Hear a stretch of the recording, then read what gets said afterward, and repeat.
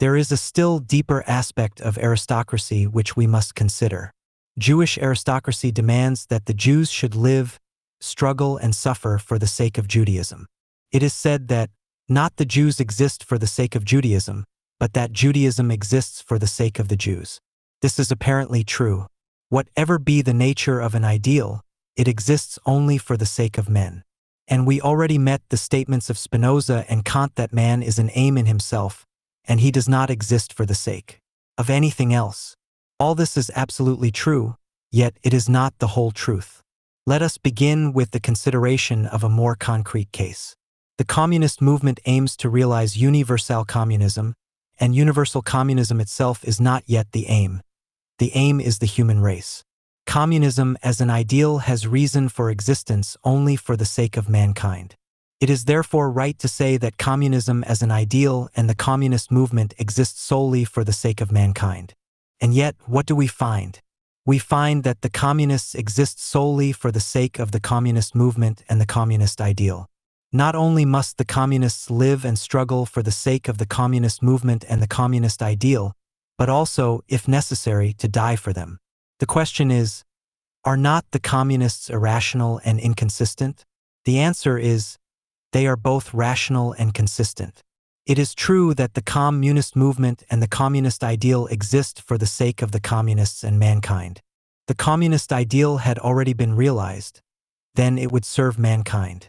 But the communist ideal is yet far from realization. The great mass of mankind are still opposed to communism, and the ruling powers seek to destroy the communists. What are the communists to do? If the communists will not live, work, struggle, and even die for the cause of communism, communism will never be realized. Should the communists settle down and accept the present social order? Now it is perfectly natural for those who still live in darkness and ignorance to accept the present social order and endeavor to make the best of it. These will surely not sacrifice themselves for the sake of communism. But what shall the communists do who already saw the light, who cannot bear the present social order, and who cannot adjust himself to it? For him it is by far easier to work, struggle, and even to die for the cause of communism than to negate that which to him is the essence of his existence. Hence, until communism is realized, the communist must work, live, struggle, and suffer for the sake of communism. And though the communists do not believe in God, immortality, and a hereafter, yet they act, and they must act, as if they verily believed in God, immortality, and a here. As Jehuda Halevi said, "Suppose that I was sick with a fatal disease. Suppose the physician told me that there is a remedy, but this would transform me into a lower being. What would my answer be? This would be my answer. I want to live and enjoy life, but as a human being. If, however, I cannot live as a human being, I will rather die than live as an animal." This is the language of true aristocracy. And this is the answer to the question before us. Do the Jews live for the sake of Judaism, or does Judaism exist for the sake of the Jews? When Judaism will be realized, of course, then Judaism will exist for the sake of mankind. But until Judaism is realized, the Jews must live, work, struggle, and even die for the sake of Judaism. The Jews cannot act otherwise. Can the Jews give up the ideal of Judaism and find rest and comfort in the world as it is? This is impossible. The Jews want to live and to enjoy life. Indeed, the Jews have a far stronger hold on life and life on them than it is the case with all other races and peoples. But the Jews want to live as Jews and identified with Judaism. If, however, the Jews cannot live as Jews, they will rather die. This is the attitude of the true Jew, and this is the highest aristocracy. Now, I often stated that Judaism transcends race, color, and blood. Judaism is an ideal begotten of the intellect. It is the highest ideal. To be a Jew means to be identified with this highest ideal. Since Judaism transcends race, color, and blood, it also transcends racial and blood descent. Not he is necessarily a Jew who was born to Jewish parents, received a Jewish education, and lived in a Jewish environment. But he is a Jew who identifies himself with Judaism. If a Jew ceases to identify himself with Judaism, he ceases to be a Jew. On the other hand, a non-Jew who identifies himself with Judaism, no matter what his race, color, blood, and descent may be, He is a Jew to all intents and purposes. If all existing Jews should give up Judaism, they will cease to be Jews. On the other hand, if other people should accept Judaism and identify themselves with it, they will become the Jewish people, and they will be the true descendants of Abraham, Isaac, Jacob, Moses, the prophets, and so on. The same is true of other ideals and ideas. For instance, if all existing communists should become reactionaries, they will cease to be communists. On the other hand, if other people should become communists and identify themselves with communism and the communist movement, they will be the true descendants of Marx, Lenin, and the others. Thus we see that the Jewish question is not a question of the Jews, but it is a question of Judaism. One cannot assert a right to exist as a Jew simply because he was born to Jewish parents. But one can assert a right to exist as a Jew only to the extent that he identifies himself with Judaism. And this identification means to live, work, struggle, and even to die for Judaism. We saw before that the Jews are the highest cultured people, and now we see that the Jews are the highest aristocrats. But noblesse oblige. This nobility of function devolves upon the Jews a nobility of duty. The Jew cannot excuse himself with the argument that the non-Jews are no better. The Jew, because he is a Jew, must be better than the non-Jews are, for this is the reason why he is a Jew. If Judaism is a burden upon him, and he does not want to be better than the non-Jews, then he is free to cast off the burden and become one of the non-Jews. But he cannot be a Jew and act as a non-Jew. A teacher or a leader must not compare himself with his pupils or followers. He is above them, and he has a higher standard of ethics. It is hard to be a Jew, but the reward is equally great. To live in this world with open eyes, to know whence we came, whither we go, and what our historic function is. To emancipate ourselves from the superstitions and the passions that hold the rest of mankind in bondage and slavery. For all this it is worth to live, to work, to struggle, and even to die. The new social order that faces us will demand and exact an honesty, integrity, and self-discipline which the present passing social order could not even dream. The Jews will find in Judaism the intellectual and spiritual strength and discipline which will enable them to meet the requirements of the new social order. And, as in the past, so also in the future, by means of Judaism, will prove themselves to be the fittest to survive. Judaism is the highest ideal. It devolves upon the Jews the most exacting duties, and it demands that the Jews should go down to the very bottom of life to raise the rest of mankind to the ideal of Judaism. The proletariat is the lowest and most backward class in society. It is therefore the supreme duty of the Jews to identify themselves with the proletariat. All other classes will disappear, but the working class will endure forever, for all of mankind will become workers. For identifying themselves with the working class, the Jews will incur the displeasure and hatred of the ruling classes, but the Jews must not fear the ruling classes. Their rule will be only for a while. Let the Hitlers and the Anti-Semites look down with contempt upon the working class, but the Jews must look upon the working class as upon their own brothers and equals. Let the Hitlers and the parasites look down with contempt upon the colored and inferior races, but the Jews must identify themselves with these races and help them rise to the level of the Jews. Only thus will the Jews earn the right to continue to exist and to realize their destiny. Salvation is of the Jews, but the Jews will attain to salvation only through the salvation of the whole human race. The Jews will serve themselves by serving mankind. This is the demand of the highest aristocracy which has been conferred on them. And now we come to a very difficult question. What should be the relation of the Jews to Christianity? Nearly 2,000 years passed, during which time between Christianity and Judaism, there was a struggle which brought upon the Jews infinite suffering and humiliation. Must this continue forever? It is high time that we consider this question boldly, honestly, and openly. In considering this question, we are not to blame the past, but we must seek a solution that shall make a repetition of the past impossible. This is our next task. At the mouth of 2 witnesses, or at the mouth of 3 witnesses, shall a matter be established.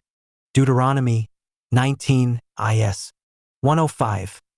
I write this on March 14, 1939.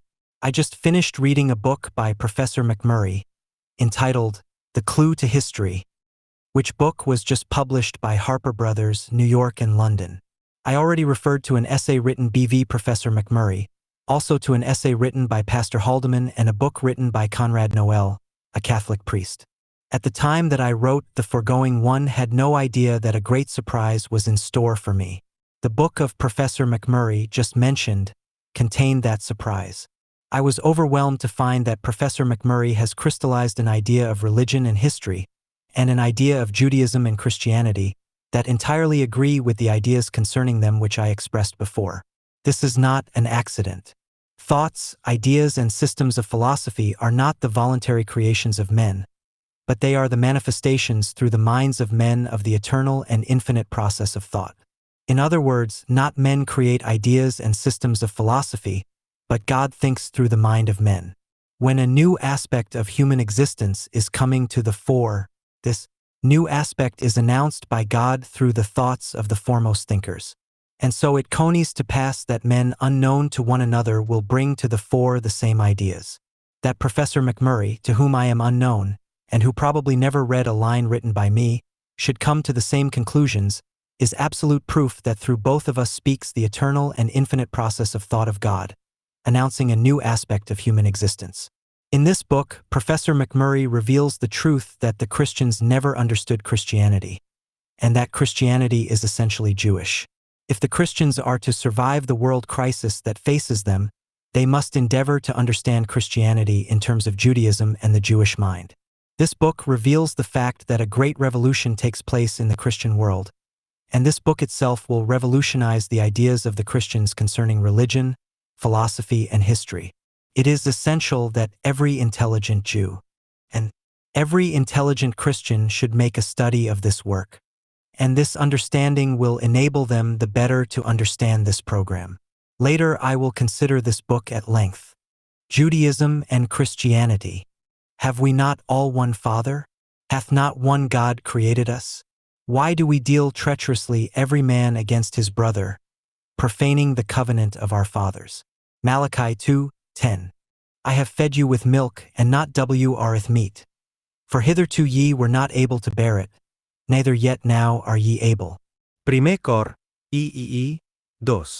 Whatever is in God, and nothing can either be or be conceived without God.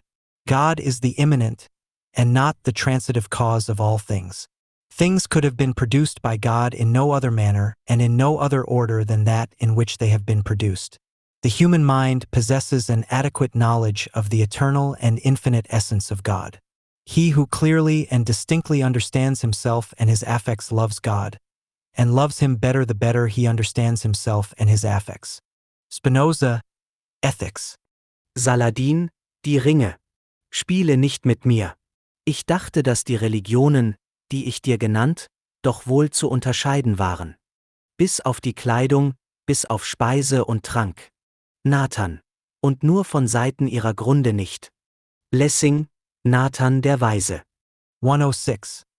For nearly 2,000 years between Christians and Jews, there was an antagonism arising from the antagonism between Christianity and Judaism. We already saw that a religious antagonism is the deepest, because it concerns the most vital idea of human existence. For this reason, the antagonism between the Christians and the Jews was the deepest. The Christians maintained that Judaism was only a preparation for Christianity, that Christianity was superior to Judaism, and therefore demanded that the Jews should embrace Christianity. On the other hand, the Jews maintained that Christianity was only a preparation for Judaism, that Judaism was superior to Christianity, and therefore hoped that the Christians would embrace Judaism. Which of these views is correct? We shall presently see that both views were correct. The fact that between the Christians and the Jews was an antagonism shows that the Christians never understood Christianity and Judaism, and that the Jews never understood Judaism and Christianity. We shall also see that when Judaism and Christianity are adequately understood, there is no longer any antagonism between Judaism and Christianity, and therefore there should be no antagonism between the Jews and the Christians.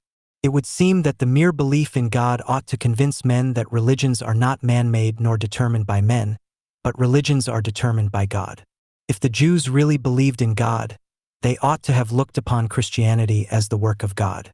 On the other hand, If the Christians really believed in God, they ought to have regarded it the will of God that the Jews should not embrace Christianity, but remain loyal to Judaism. But the truth is that neither the Jews nor the Christians really believed in God, though they sincerely endeavored to do so.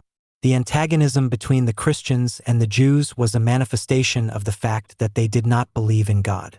If indeed they believed in God, there would have been no antagonism between them.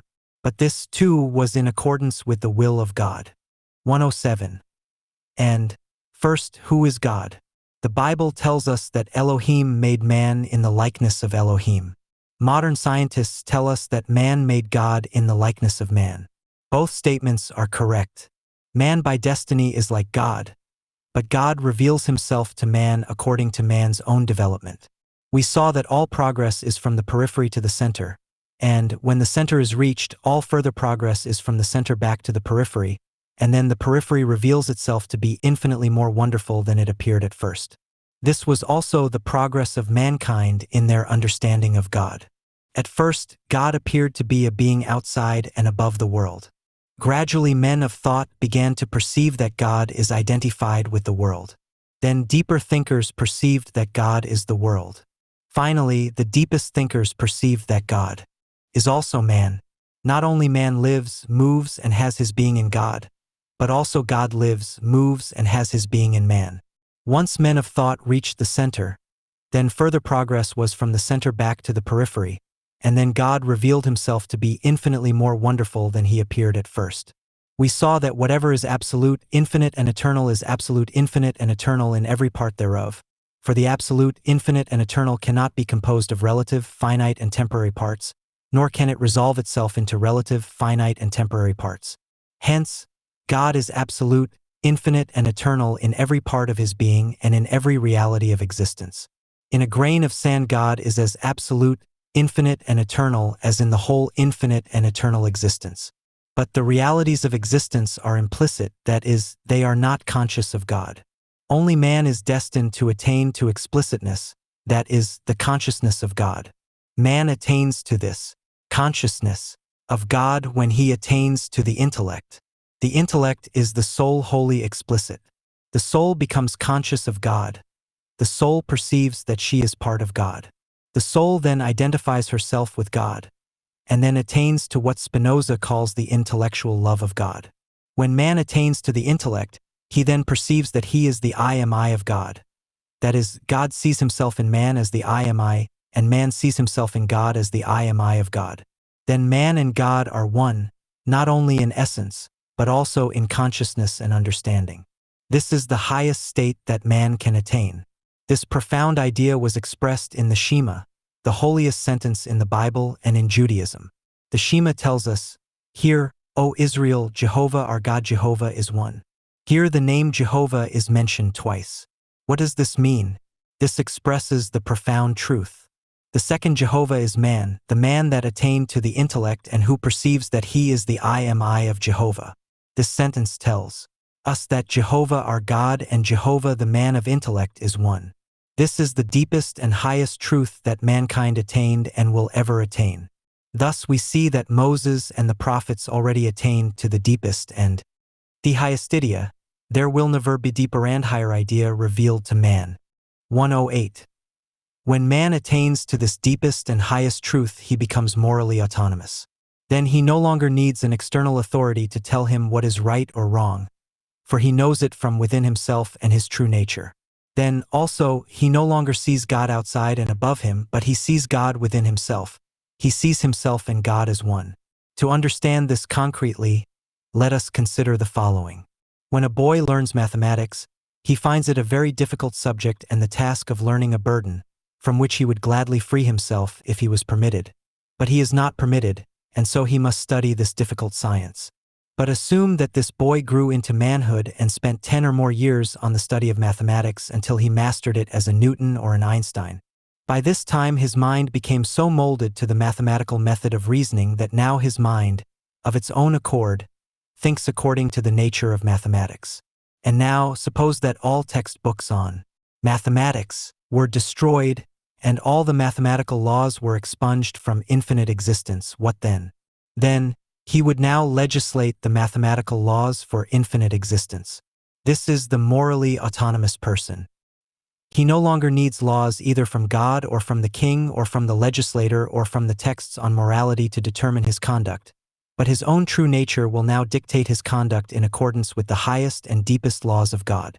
This was already expressed by Jeremiah, as we saw before, and this idea was also expressed by Paul. He tells us, Galatians 3:13, Christ hath redeemed us from the curse of the law, being made a curse for us. For it is written, Cursed is every one that hangeth on a tree. Thus we see that the idea crystallized by Moses and the prophets found a concrete expression in Jesus and Paul. The Christians are therefore right when they said that Judaism was a preparation for Christianity, for Judaism itself anticipated this state of moral autonomy. 109. This, again, is seen in the manner of speech. The boy is constantly compelled to speak in the name of authorities, in the name of his parents, in the names of his teachers, in the names of the great authorities in science, art, and so on indefinitely. This is so because he cannot yet speak in his own name. But when the boy himself becomes an authority, especially when he attains to the intellect, then he no longer speaks in the name of anyone, but he speaks in his own name. Consider Spinoza's Ethics. In the whole of this monumental work, Spinoza never speaks in the name of anyone. He always speaks in his own name. He speaks with the full consciousness that he speaks the language of God. And now consider the way Moses and the prophets spoke and the way Jesus spoke. Moses and the prophets spoke in the name of Jehovah, while Jesus spoke in his own name. This was regarded by the Jews as blasphemy, but there was no blasphemy about it. The truth is this: when Moses and the prophets spoke in the name of Jehovah, they in truth spoke in their own name, being fully conscious that Jehovah spoke through them. At this time of the development of the Jews, it was yet impossible for Moses and the prophets to speak in their own names to the Jews, for the Jews were not yet prepared to understand such language. But in the time of Jesus, the Jews were already prepared to understand such language. Hence, Jesus no longer found necessary to speak in the name of Jehovah, because he knew that Jehovah spoke through him. And, while there were many Jews who understood this language, the ruling classes could not bear it. They could not bear it for the same reason that centuries before they could not bear the language of Isaiah and Jeremiah, though they spoke in the name of Jehovah, because what they spoke was against the interests of the ruling classes. The same was the case with Jesus. They could not bear the language of Jesus because he spoke against the ruling classes. And, just as today, when the communist speaks against the ruling classes, the latter declare the communist an enemy of society, of religion, and morality. So the ruling classes declared that Jesus was an enemy of society, of religion and morality. In the days of Jesus, Moses and the prophets would also speak in their own names, for the time passed to speak in the name of Jehovah, as if Jehovah was sitting in heaven and giving orders to men on earth. Thus, again, we see that the Christians are right when they say that Jesus was the highest development of Judaism. And, since the Christians identify Christianity with Jesus, they are right to say that Judaism was a preparation for Christianity, and that Christianity is superior to Judaism. 110. But, in turn, the Jews were right when they maintained that Christianity was a preparation for Judaism, and that Judaism is superior to Christianity. To understand this, an illustration is necessary. Suppose that I attained to the intellect and the perception that Jehovah and I are one. I have thus attained to the highest state that is possible for man to attain. Suppose that, while at the age of, say, 40 I attained to this highest state, I gave birth to a son. Now, my son may be destined to attain to a still higher state, since he will find in me the ground already prepared for his higher state. Yet how does he start out in life? He starts out from the beginning in a state of almost complete unconsciousness. It will surely take him at least 30 years before he will attain to my intellectual and spiritual development which I attained when he was born. Suppose that as soon as my son can speak I teach him to recite the Shema and similar profound statements. Suppose that my son learns to recite them from memory, will he understand what he is reciting? He will begin to understand them when he will be at least 30 years old. Now, while he is yet young, I impart to him the doctrines of Judaism. He learns them, but he does not understand them. He is following Judaism, yet he does not understand it. Judaism in him is immature and implicit. And now, compare his Judaism with mine. Is not my Judaism superior to his Judaism? Is not his Judaism a preparation to my Judaism? And now turn to the case of the Christians and the Jews. It took the Jews nearly 4,000 years to reach the height and depth of the Judaism which found the most explicit expression in Jesus. And now this Judaism was handed over to the Christians. Who were those Christians that adopted the Judaism of Jesus? They were the backward children of history. They were just born, they just attained to some glimmer of self-consciousness. Could they understand the Judaism of Jesus? Professor McMurray rightly says, historical continuity is not spiritual continuity. My son is a historic continuation of me, but he is not a spiritual continuation because he has to start from the very beginning.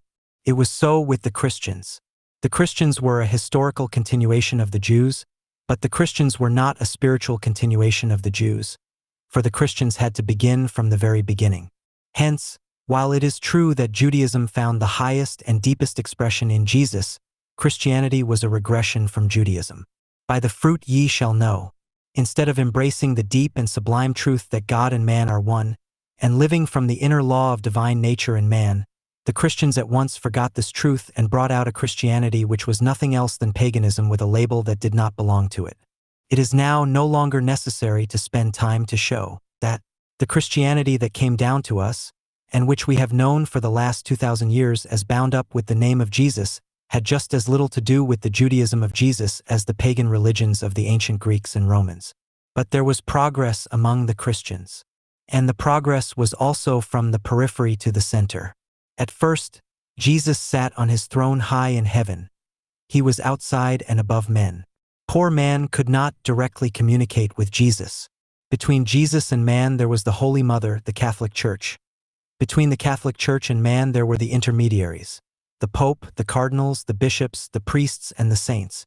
And so there were numerous intermediaries between man and Jesus. As for God himself, why, he was completely retired into the infinite background. What Christian could dare communicate with God? This continued for 15 centuries. Now the Christian children attained to some degree of self-consciousness, and the result was the Reformation. This marked the first step in the growing maturity of the Christians. The Catholic Church and all other intermediaries were removed, and the Christians came directly into communication with Jesus. But still Jesus remained high in heaven. And now a great revolution is taking place in the Christian world. This revolution marks the approach of the Christian to the center. They now begin to perceive that Jesus is right within them. And who is Jesus? Jesus is nothing else than their own soul, the I am I of God. When the Christians will at last attain to this perception, then they will discover that which the Jews discovered nearly 3,000 years ago, namely, all are the sons of God. Then the Christians will no longer have to pray to Jesus. They will no longer imagine a Jesus sitting in heaven, but they will perceive that salvation lies within themselves. Thus we see that Christianity is only a preparation for Judaism. The translation of the Bible into the vernaculars of the Christians brought the Christians nearer to the Old Testament, and this resulted in the Reformation. And now the foremost thinkers in the Christian world turn back to Judaism. They call it the Judaism of Jesus, but it is Judaism pure and simple. And this will result in a great revolution in the Christian world. The Christians will reach the center. Only then will they reach the height and depth of the Jews at the time of Jesus. 1:11. There is another aspect which we must consider, as showing that Christianity was only a preparation for Judaism. We saw before that Judaism rests on work, while Christianity rests on faith. According to Judaism, man is justified by deeds, while, according to Christianity, man is justified by faith. If we examine the Old Testament, we see that Judaism among the Jews also began with faith and culminated in deeds. The Bible tells us that Abraham believed in Jehovah, and he regarded it in Abraham as a virtue. Later the Bible tells us that Jehovah told Moses that he never revealed himself by the name Jehovah to Abraham, Isaac, and Jacob. But after Jehovah revealed himself to the Jews and gave them the Torah, the Jews were commanded to know Jehovah. Judaism is the only religion that commands to know God, because the Jews are the most mature people in the world. Faith alone is no longer enough, that faith must be bound up with knowledge of God and work. But this cannot be required of the learned that existence rests on the law of equivalence. For everything we get from existence we must pay an equivalent in work, struggle, and suffering. This is the eternal and infinite law of existence. Faith alone is no longer enough, that faith must be bound up with knowledge of God and work. But this cannot be required of the immature. This brings us to the consideration of an important aspect of the matter. We already learned that existence rests on the law of equivalence. For everything we get from existence we must pay an equivalent in work, struggle, and suffering. This is the eternal and infinite law of existence, but this law does not apply to infants, because they cannot pay an equivalent for what they get.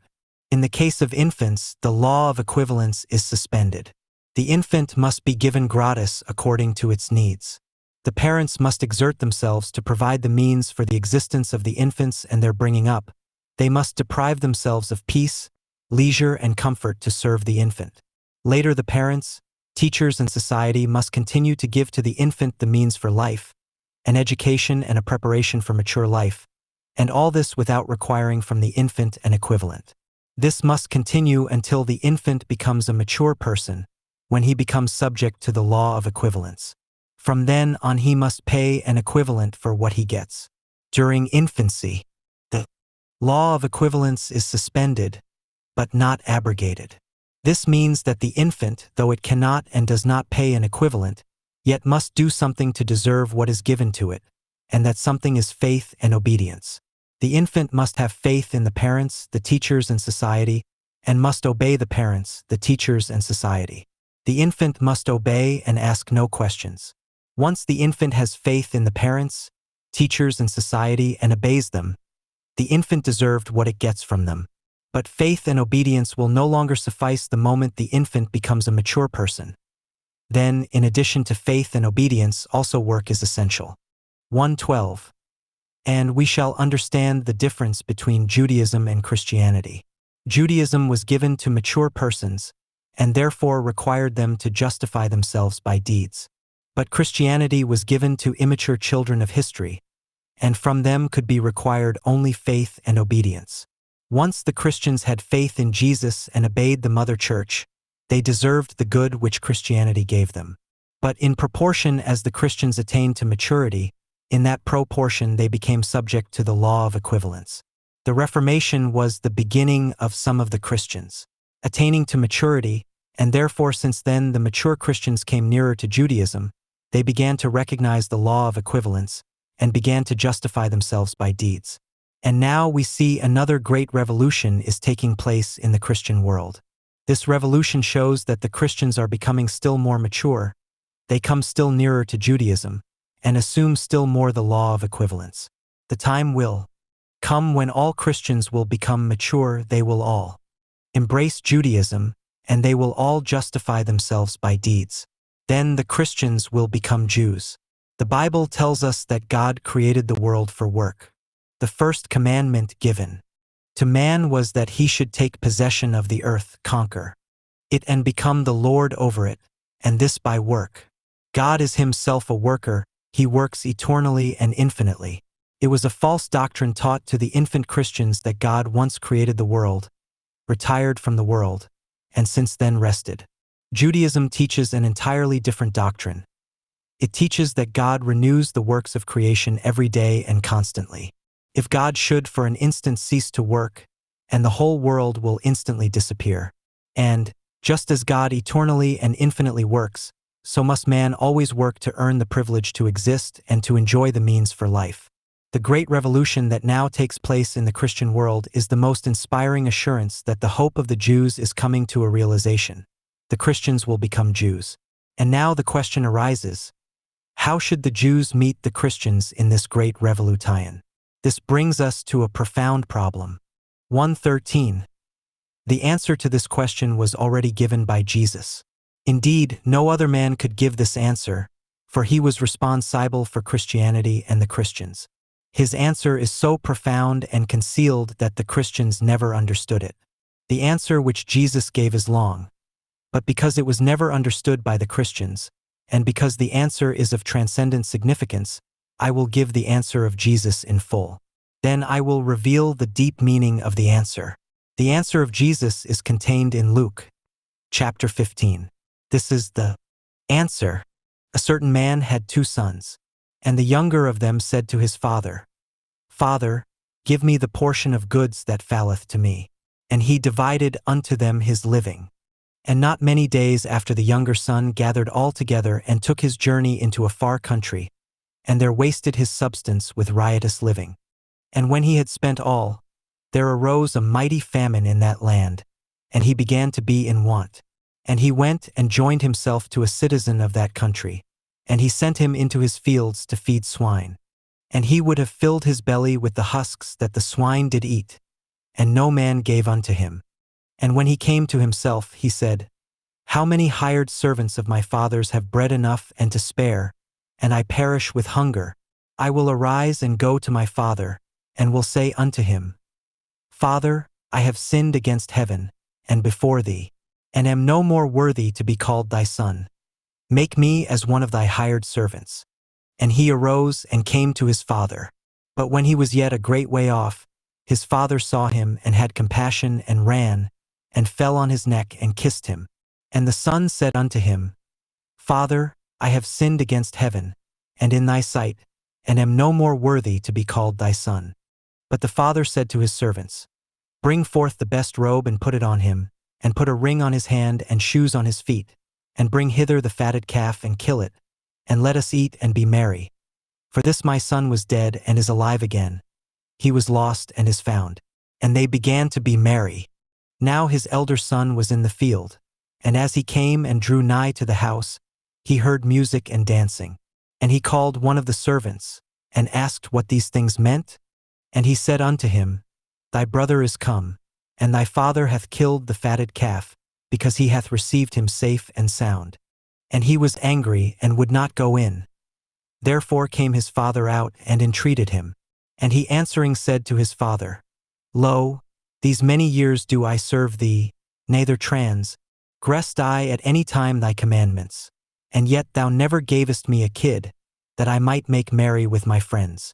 But as soon as this thy son was come, which hath devoured thy living with harlots, thou hast killed for him the fatted calf. And he said unto him, Son, thou art ever with me, and all that I have is thine. It was meet that we should make merry and be glad. For this thy brother was dead, and is alive again, and was lost and is found. 1:14. What did Jesus mean by this parable? Who was the father, who was the elder son, and who was the younger son? This remained a mystery until now, and now the mystery will be resolved. No, then, the father is Jehovah, the elder son is the Jewish people, and the younger son are the Christians. From Jehovah the Christians received great treasures, but the Christians left Palestine, the abode of Jehovah, went to distant countries, and there wasted the treasures on harlots and riotous living, and threw overboard Judaism and all its virtues. This went so far until the Christians became intellectually and spiritually so poor that they had to hire themselves out to take care of swine. At last, the Christians came to themselves and decided to return to Jehovah, their father. Jehovah was glad to receive them, but the Jews were angry that Jehovah never made such feast for their sake, as he now makes for the sake of the Christians who had wasted the treasures with harlots. But Jehovah assured the Jews, You have always been with me, and all that I have is yours. It is proper that we should rejoice and be glad, because the Christians, the brothers of the Jews, were dead, and now are alive. They were lost and now are found. This is the meaning of the parable. With deep insight into history, Jesus foresaw what would happen to the Christians, that they would waste the treasures with harlots. But in due time the Christians will come back to Jehovah, and Jehovah will be glad to receive them. And this is the answer to the question before us. How should the Jews meet the Christians in their present revolutionary reawakening? Since the Christians are coming to life again, since they return to Jehovah, the Jews should meet them with joy and embrace them as the brother who came to life again. The Jews have always been with Jehovah, and all that Jehovah has belongs to the Jews. And now that the Christians are becoming Jews, the Jews should rejoice to share together with the Christians the bounties and treasures of Jehovah. The bounties and treasures of Jehovah are infinite and eternal, and they will suffice for the whole human race for an eternity. Let not the Jews be jealous of the Christians. Let not the Jews clothe themselves with self-righteousness and look with condescension upon the Christians. The Jews must remember that they did not make themselves, they did not choose Jehovah, they did not determine themselves to remain with Jehovah. All this was done and determined by Jehovah. And the same Jehovah also made the Christians. He determined them to go unto distant countries and to waste the treasures with harlots, that they should suffer and then repent. And now that the Christians are repenting, they are just as much entitled to the bounties and treasures of Jehovah as the Jews are. And the Jews must never forget that they were not better than the Christians. The Jews, too, wasted the bounties and treasures of Jehovah with harlots. And only thanks to the sufferings which Jehovah inflicted upon them for their sins and transgressions, and only because of this suffering that the Jews were preserved by Jehovah. The Talmud says, "Suffering becomes the Jews as red rains becomes a white horse." The white horse, this is the Jewish people, and the red rains are the bloody whips which their enemies use upon the Jews. The law of equivalence cannot be overcome. For the privilege of enjoying the bounties and treasures of Jehovah, the Jews must suffer. All was determined by Jehovah, and the Jews must accept the will and purpose of Jehovah. 1:15. The Jews and the Christians must fully realize that all which came to pass was determined by God, and in due time it will become manifest to all that the ways of God are just and right. The Jews must bear no grudge against the Christians for all its suffering that the Christians inflicted upon the Jews, for it was the will of Jehovah. In turn, the Christians must give up their false and inconsistent notions. For nearly 2,000 years the Christians hated the Jews because they rejected Jesus and because they demanded the crucifixion of Jesus. How naive and how inconsistent. The absolute foundation of Christianity is the crucifixion of Jesus. He came to this world to be crucified, that the nations may be redeemed. If Jesus had not been crucified, there would have been no Christianity, and there would have been no redemption for the Christians. It was also necessary that the Jews should reject Jesus, and this also for the good of the nations. If Jesus had not been rejected by the Jews, he would remain within the folds of Judaism and the Jews. Like Isaiah, Jesus would have been counted as another prophet, and this would be the end. The nations could not and would not accept Jesus, for they would have to accept him together with Judaism and the Jews, and this was impossible because the nations were then mere infants. Hence, the rejection of Jesus by the Jews freed Jesus, and thus made it possible for the nations to accept Jesus. Let not the Christians clothe themselves in self-righteousness and imagine that they would not crucify Jesus. The Christians have all along crucified Jesus. Let the Christians begin to understand and realize that Jesus only symbolizes the Jewish people, and the Christians always crucified the Jewish people. Again, did not the Christians crucify their own Jesuses? Let there be an end of recriminations and reproaches. All was determined by God, and we must accept the will and purposes of God. Before history all are equally guilty. But because all are equally guilty, it does not lie in the mouth of anyone to accuse others. Why beholdest thou the splinter that is in thy brother's eye, but considerest not the beam that is in thine own eye? It is high time that the Jews should accept Jesus as soul of their soul, blood of their blood, and flesh of their flesh. Now that the Christians themselves are emancipating themselves from what was regarded as Christianity, and they come nearer to Judaism, the acceptance by the Jews of Jesus does not mean the acceptance of Christianity. Only now, when the Jews will reconcile themselves with Jesus, only now will Judaism really attain its highest destiny. In Jesus, the Jews and the Christians can unite as brothers and sons of Jehovah. The Jews and the Christians must now begin to write a new chapter of history. And in this, the Jews must be honest, sincere, and open, so that the Christians should believe and trust the Jews. 1:16. And now a serious question presents itself. If the Jews will accept Jesus, will not by this Judaism itself suffer? The answer is this: what passed among Jews as Judaism will unquestionably suffer, but Judaism itself will be emancipated from the infinite burdens that do not belong to it. Reflect on the present world situation. As stated before, mankind can now live in peace, enjoy an abundance of the good of life, and be happy. Yet, because of their stupidity, they are constantly at war with one another. The nations are bled to death in order to create war machines for the destruction of life, property, progress, and civilization. A world struggle is impending which will decimate the human race and throw mankind back to barbarism. Under the present conditions, the nations need huge armies, powerful navies, forts and machines, and a military and despotic dictatorship. But suppose mankind came to understanding and ceased to regard themselves as enemies of one another. In that case, mankind would be relieved of an infinite burden and would be freed from suffering. This is the case with Judaism and Christianity. So long as Judaism and Christianity were enemies of each other, each religion had to arm itself with forts, armies, and means of struggle. Thus thousands of laws, ordinances, and rights were piled up one on the top of the other, making life nothing else than the life of a soldier on the battlefield.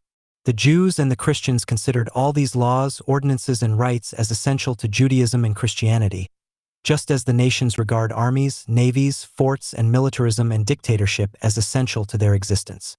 But let there be peace between Judaism and Christianity.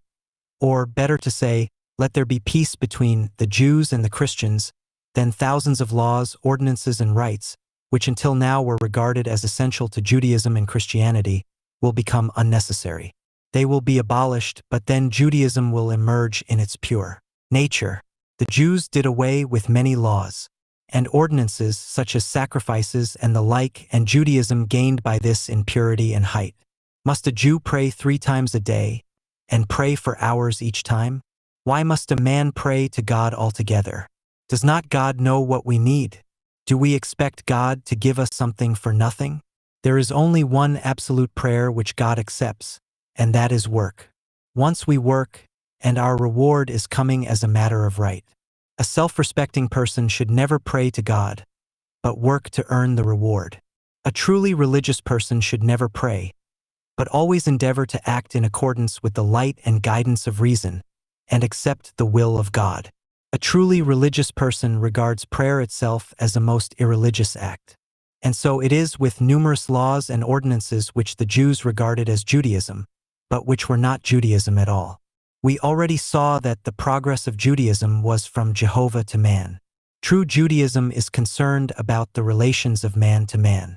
These relations and the requirements arising from them cannot and will not be abolished. All through the eternal future, men will have to be honest, honorable, just, and right, and they will always prosper by love of one another. Let the Jews concentrate all Judaism upon the human relations, and Judaism will reveal itself to be the purest and sublimest religion. Next, the Jews must bear this in mind.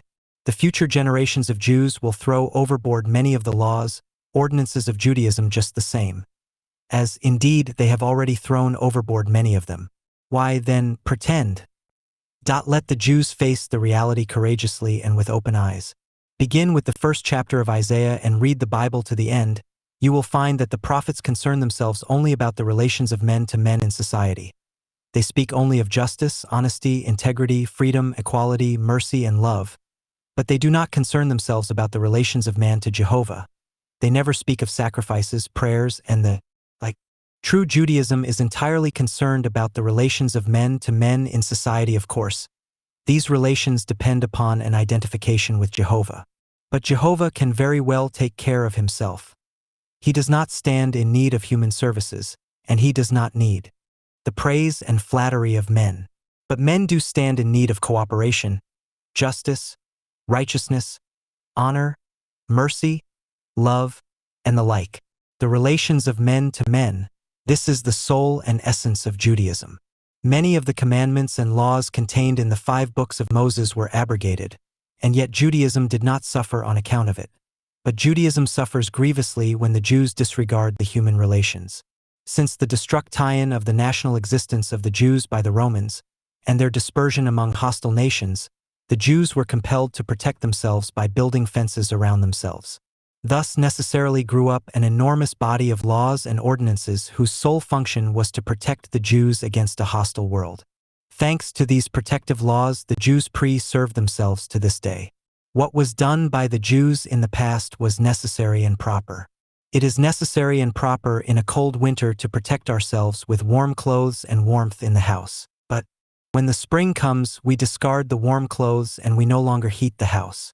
There is a time for everything, and everything is proper in its time. And now, let us assume that the Christians will begin to turn to Jehovah. Let us assume that Christianity, instead of concerning itself about the kingdom of God in heaven after death, will begin to concern itself about the kingdom of God on earth and while we live.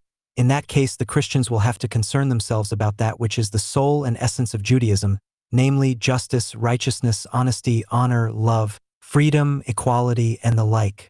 In that case, the cause of antagonism between the Jews and the Christians will disappear, and with it will also disappear the necessity for the protective measures and practices.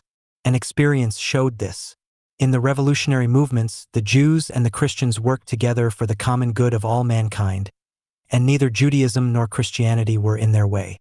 Nay, more, to the extent that they were true revolutionaries, to that extent they were true Jews and true Christians. When Isaiah and the other prophets speak of the time that the nations will turn to Jehovah, the prophets do not tell us that the nations will build temples in honor of Jehovah and will bring sacrifices to him. But the prophets tell us that the nations will beat their swords into plowshares and their spears into pruning hooks, and they will live in peace and enjoy happiness. Hence there is absolutely nothing which the Jews must give up of true Judaism by accepting Jesus. Through Jesus the Jews and the Christians can truly unite. As this is a matter of most vital concern, and to both Jews and Christians this will be a hard problem to solve, it is essential that I go into this matter fundamentally. For this purpose I can do nothing better than by presenting the philosophy which Professor McMurray embodied in his recent work, The Clue to History. I shall go into the matter at length, because it is most essential to our purpose. Salvation is of the Jews. Ye worship ye know not what, we know what we worship, for salvation is of the Jews. John 4:22, 1:17, says Professor McMurray. The traditional habits of life, upon which our civilization is based, give rise to habits of thought and reflection which prevent us from understanding Christianity. Yet Christianity is the driving force behind the development of our civilization. So long as we do not understand Christianity, we cannot understand ourselves or what is happening to us. Christianity itself is the product of the Jewish mind, which is the reflective aspect of the Jewish habits of life, which are very different from ours. Europe is beginning to realize that its central problem is the Jewish problem. This new realization links up the crisis of our civilization with the understanding of Christianity. What is Christianity? To understand Christianity, we have to create in ourselves a religious comprehension of reality, which is the historic achievement of the Hebrew race, and which reached its mature expression in Jesus. Christianity is a continuity of intentional action through history. One of the main dangers which faced the early church, in its efforts to interpret Jesus to the Gentiles, lay in the prevalence of Greek modes of thought. It is still the influence of the Greek thought forms in our own traditions that is one of the main obstacles in the way of understanding Christianity. Greek thought is dualistic. It is thought that sees existence in two opposing aspects: ideal and material, transcendental and phenomenal, mind and body, thought and action, and so on. Christianity was crystallized by the Jewish mind, and the Jewish mind thinks integrally, monistically. When Christianity was interpreted in terms of the dualistic thought of the Greeks, Christianity itself became dualistic, and so lost its original and true significance. Greek thought divides between thought and action, while Jewish thought regards them as one. This dualism of Greek thought was the reason for the failure of the Western minds to understand the nature of Christianity. To understand what is involved, we must notice the following. Religion is concerned with the reality of life, and it is not concerned with ideas, except in so far as the ideas embody themselves in life. The reality of human life is history. It is in the world of life, which is the world of action, and not in the ideal world of thought, that all real significance must be discovered. But to act, man must think. Human action means thoughtful action, but the thought is only for the sake of action. Thoughtful human action. The teaching of Jesus is important not because it defines a set of ideas about the world, but because it defines a purpose. It is important because it defines a way of life. Human action is intentional activity. Intentional activity has two moments: an ideal moment which we call an intention, and a material moment which we call an activity. These TWRO moments are not to be looked upon as two distinct things or events which are to be joined together. The intention is not the cause of the activity is not the effect of the intention. An intentional activity is a single unit of human behavior. In reflection we can separate them, but then we cease to act. Action includes thought, and yet it is not distinct from thought. This is why ideas are true or real only through their reference to reality, and not in their own right. Reality is to be found only in action. Real things are things we deal with in action, and therefore the whole life of thought has meaning only with relation to the full reality of intentional action upon the world. It is only when thought is related to the world of action as a means to an end, and the intention in thought is to use its results in action, that thought is significant. This means we must define Christianity in terms of intention, and not in terms of an ideal. Intention is something that I am in fact trying to realize in action, and is not a conception of something that I might or ought to realize. It is only by keeping out of action, and limiting ourselves to the field of ideas, that an idea can exist. Consequently, ideals are not the test of action. Action is the test of ideals. If Christianity were an ideal, it would have been obsolete long ago.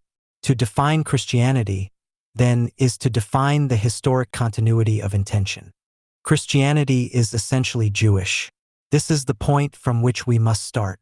The continuity of intention can be defined only with relation to the starting point.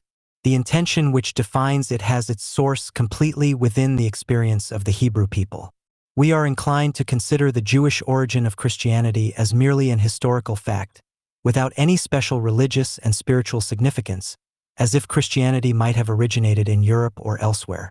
The tendency to do so is evidence of our failure to understand Christianity and, indeed, religion. It is because we are dualist by tradition and temperament that we tend to imagine that the spiritual aspect of reality is essentially independent of time, and so unrelated to the actual process of historical development. The fact that Christianity is Jewish means that Christianity is in the form in which the influence of Jewish experience penetrated into Europe and became one of the major factors determining European history, civilization, and culture. Two questions present themselves. First, what is the unique contribution of the ancient Hebrews to human experience? And, second, why is Western civilization so shy of it? The answer to both questions is this: the Jews are religious while we are not. The fact that it is religious presents an insuperable barrier to our normal habits of mind. We cannot apply our standards of literary appreciation to Jewish literature, nor of history to Jewish history, nor of philosophy to Jewish philosophy. The ancient Hebrews present us with the only example in history of a specifically religious civilization. The reason for our inability to understand Hebrew culture lies in the general habit of thought which characterizes Western civilization. It is non-religious, it is dualistic, and therefore it is impersonal. The Western mind is incapable of thinking religiously. There are three forms of consciousness: the pragmatic, the contemplative, and the religious. The pragmatic consciousness expresses itself in science. The contemplative expresses itself in art, and the religious expresses itself in religion.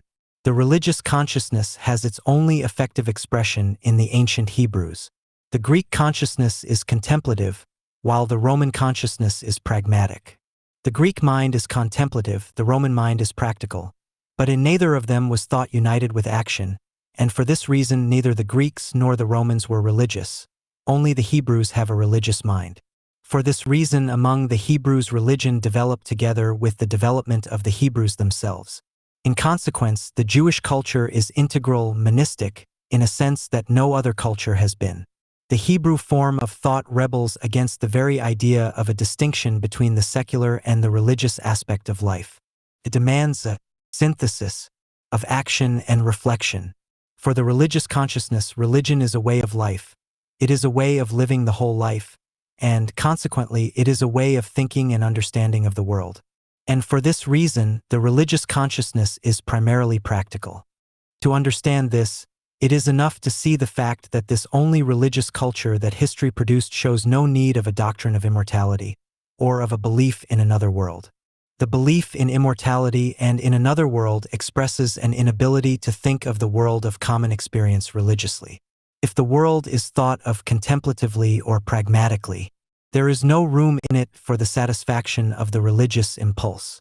In that case, the religious demands of human nature, and the religious assertions to which they give rise, require an other world for their realization. The achievement of the Hebrews lies in the fact that they retained, through the process of their development, the capacity to think of this world ly. In consequence, they feel no need to look beyond this world for a meaning and significance which is not contained in it. Immortality signifies not a belief in God, but an incapacity to believe in God and of this world at the same time. If this world is conceived in a way that excludes religion, God must be conceived as belonging to another world, and that the satisfaction of our religious nature must be conceived as postponed to another life. It is significant that there is hardly a trace in the Old Testament even of anything that could be construed as a hope of immortality, while the realization of the kingdom of God in this world, in a thoroughly this worldly sense, is looked for in its place. The Old Testament religion is clearly about this world, and about nothing else.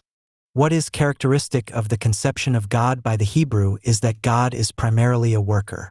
In the dualist forms of consciousness, God always appears as an aristocrat.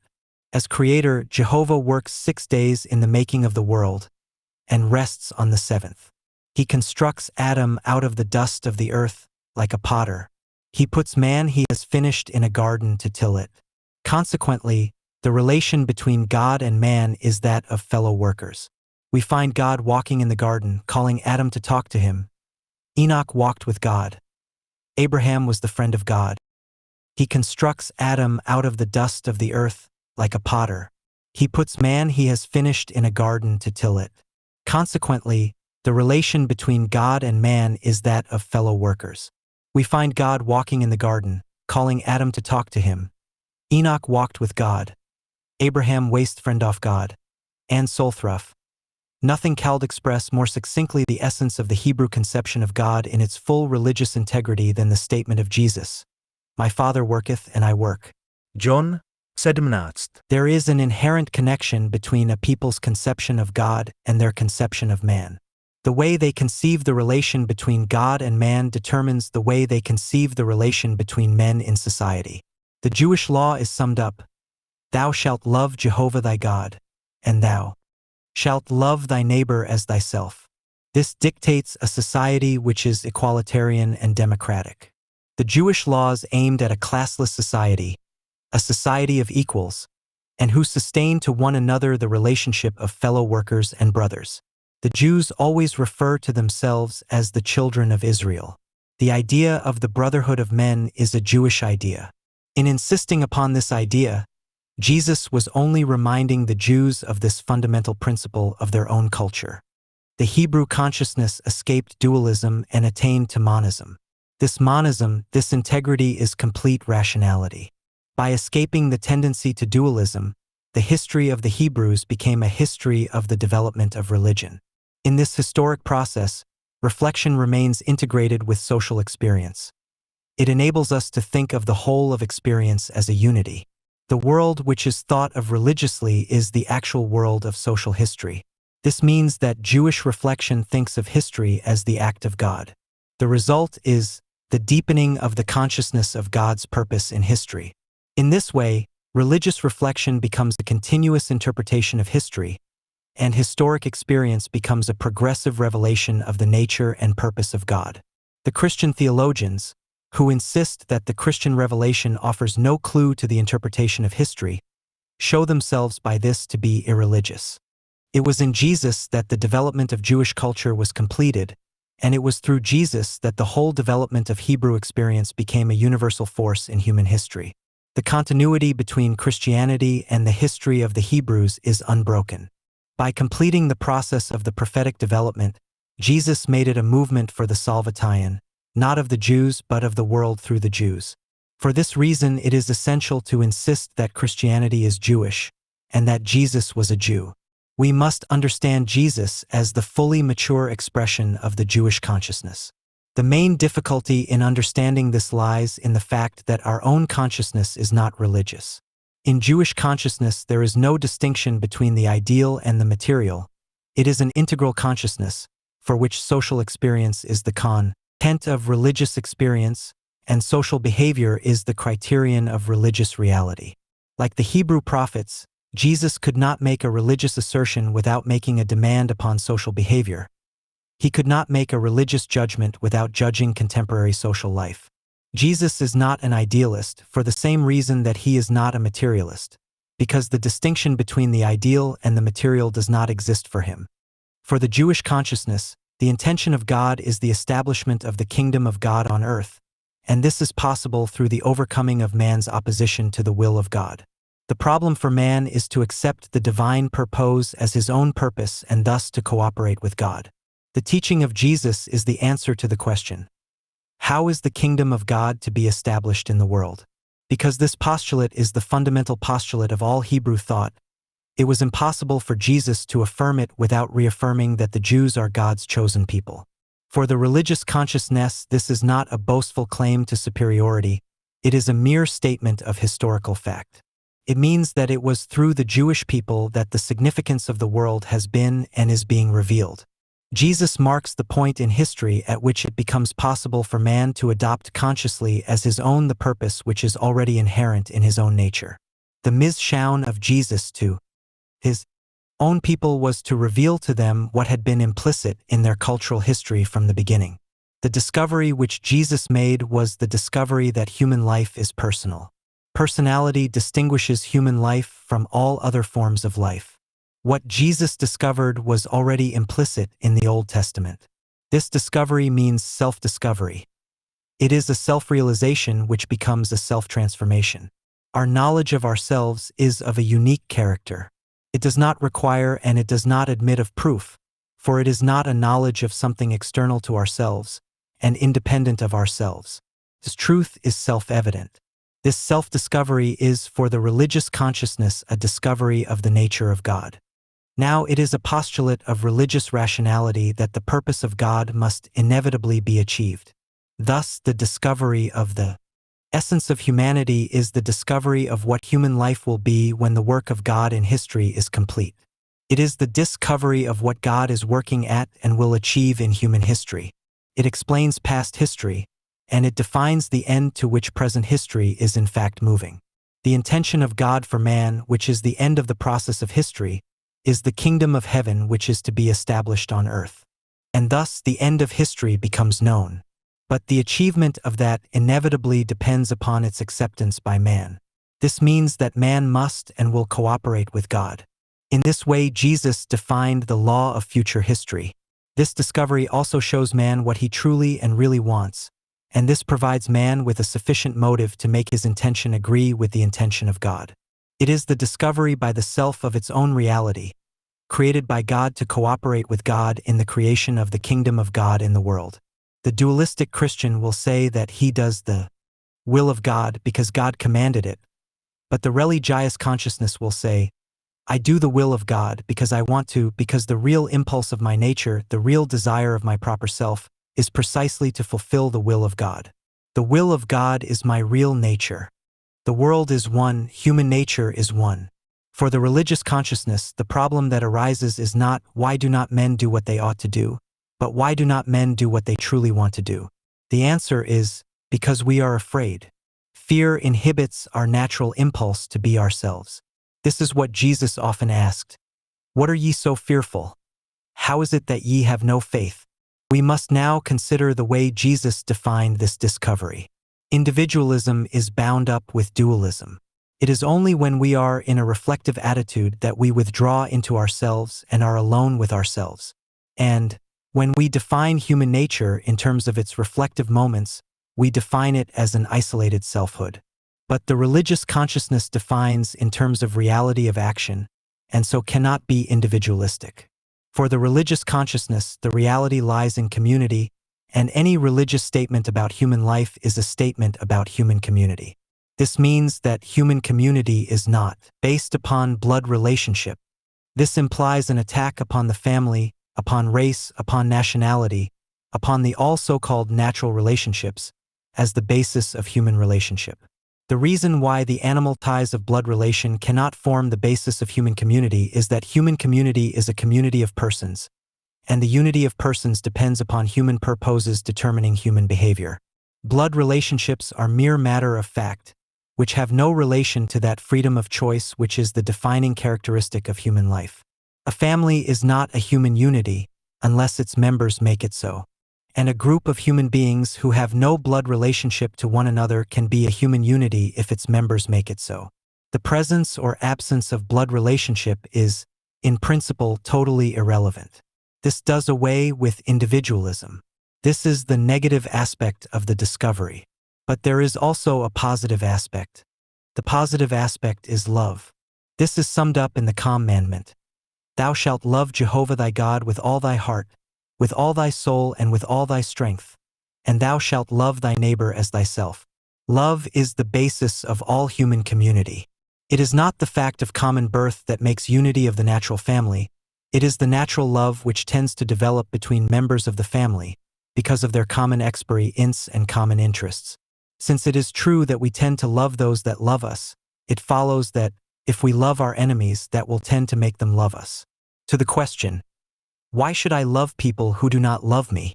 Jesus would answer, because that is the way to establish a human relation between you and them. To the further question, why should I try to establish a human relation between myself and them? Jesus would answer, because that is what God is doing in history, that is what you are made for, and that is what your human nature really wants.